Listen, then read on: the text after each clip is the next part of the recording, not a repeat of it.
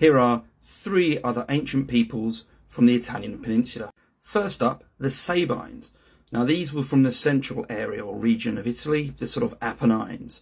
And when Rome started to form its history in around the 3rd century BC, it placed the Sabines front and centre of the early myth of Rome.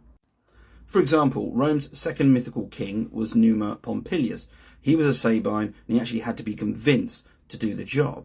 And he was credited with bringing a lot of the religious framework to Rome, effectively giving it the kind of religious platform it would later develop and be so proud of. And there was also a sort of co-ruler that Romulus had.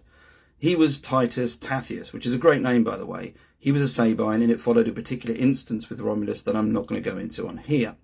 Now, he didn't last too long as a co-ruler. He, well, shall we say, conveniently disappeared after a short time. But that's Roman politics for you.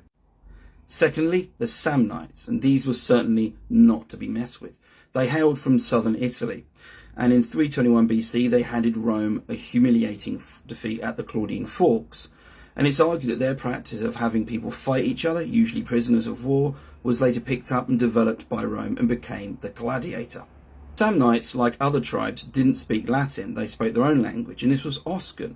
And in fact, Oscan was the official language at Pompeii until the Romans took over in the 1st century BC.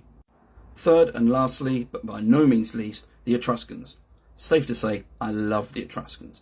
They're thought of being really, really influential in Rome. In fact, the 5th king or 5th mythical king at Rome was from an Etruscan city. And when he arrived, he brought a number of things with him. One of them was his wife, Tanaquil, who's a fascinating character, and apparently she introduced a bunch of stuff. Again, we're talking about mythical kings here. And to give you an example of them, there you have the curule chair and even the toga. Both of those were apparently thought to have been Etruscan. Any questions or comments? Stick them in the comments. It's always really good to hear from you. If you like this kind of thing, just click follow.